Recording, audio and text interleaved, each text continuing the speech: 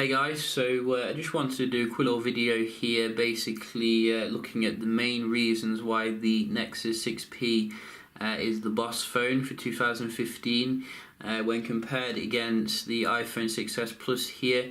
I've been debating with like a friend who has an iPhone 6s Plus, and he was basically saying that the Huawei 6P was trash because of like the bend tests. It's quite popular on YouTube, you know, it does bend in half and everything, but at the end of the day not everyone does like bend their phones like that, so you know, I don't think it should be taken too seriously really, but I think there are some things which should be taken seriously if you're looking at these two, which one is the better device really, and I can just give you some reasons why the 6P, you know, is the better device here overall. Now the first thing we can talk about is in terms of the actual build quality of both of them. Obviously we're getting very nice build quality on both of them, metallic and all that, but I think that Huawei and Google have gone like a little bit further when it comes to refining the build quality here. Like small little touches like you'll find on the side here, like this power button which has slight you know, like a texture to it, meaning you can feel it better when it's in your pocket. I've been using the 6P as a daily driver, so I can definitely vouch for the ease of use of the device. It feels thinner as well in the hand and very comfortable, and it also feels a little bit lighter and just well built all around. You're getting your front facing speakers, which you get them on the side of the iPhone, as well as this ambient display which is quite good for informing you of like, you know, your stuff which is coming up. You don't get that on the iPhone unfortunately. So I think in general the build quality on the 6P is superior really. Whether you prefer your fingerprint solution on the front or on the back is depending on the individual. Personally I like it on the back.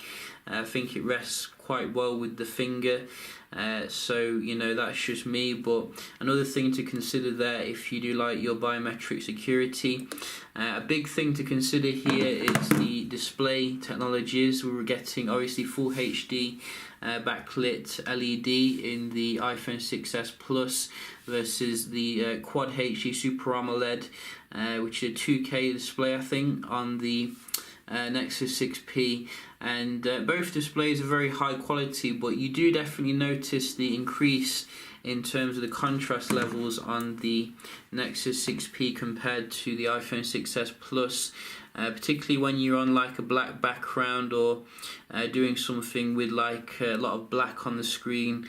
You'll see basically the difference compared to the Nexus 6P here, which has very deep kind of blacks which blend right into the border. Also I think the viewing angles are a little bit better as well. Like if we just go to, you know, the side here, you can see the colours kind of hold a lot better here when you're at like extreme angles, and that's good, you know, that's something which I really do enjoy here. I also like the way they've made the front of the device like black as well.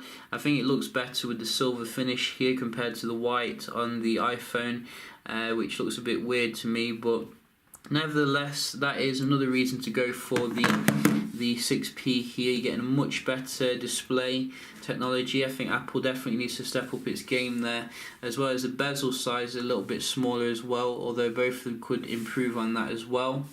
In terms of the software, we're getting the latest Android Marshmallow from Google as well, versus your latest iOS 9.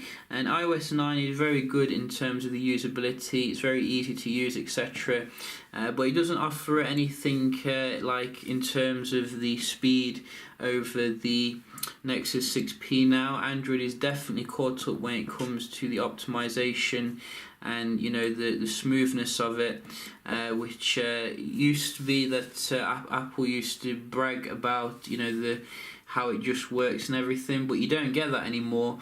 But you still get the lockdown nature of iOS compared to the Android operating system, which is a lot more freer. You know, you can install your widgets, you can install different launchers. You can install whatever you want, basically. You can make it your own device, but you're still very crippled on the iPhone platform, which if you're someone who likes to be dictated to, maybe you'll appreciate that on the iPhone. But I think a lot of people like the open-endedness of the Nexus, but on the other hand, Nexus has been improving its security as well and cohesiveness, so you still have like the the security in there, the secure boot and all that, but I think that Android is treading a more balanced line when it comes to allowing you to customize a device as well as having the security. So that is another thing to consider here. I think the camera experience is more enjoyable on the Nexus 6P as well. Like for example, you can quickly get access to like the camera, double clicking the power button here, which is very nice.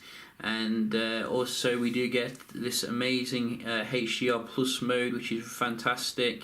It's just as quick as well as the iPhone, and you get the widescreen shots as well, which is a bonus for those of us who like the widescreen capability. You don't get any of that on the iPhone. You do get your live pictures though, which is quite interesting.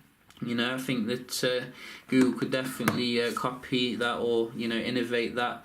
Really, I think that this area in regards to the search areas come on quite a bit, but still I think that the Google on Tap kind of functionality is better here on the left, which basically gives you information on what you need as well as what interests you. So you don't get any of that on the iPhone platform. And finally, we can talk about the battery life. So obviously getting 2,900 in the iPhone 6s Plus here, which lasts you a day. It's better than the smaller iPhone, which is horrible when it comes to the battery life. But this is a real road warrior. I found like using it as a daily driver. I was using the listen on repeat, I was using the navigation, playing games, etc. Easily can get you 2 days usage out of this, no problems. 5 to 6 hours screen on time, I'd say, as well as the doze optimization, as well as so many other optimizations. I could go on all night really why the Nexus 6P is better here, but I'd probably just implore on you to hold both devices in a phone shop or something, and I'm sure that you will enjoy the experience here on the 6P more than the iPhone 6s Plus. But yeah, that's just my opinion. What do you think? If I'm wrong, do leave a comment or whatever, and I might get back to you. But yeah, I hope you found the video helpful, and if you did, don't forget to leave a like, and I'll see you in the next one. Cheers.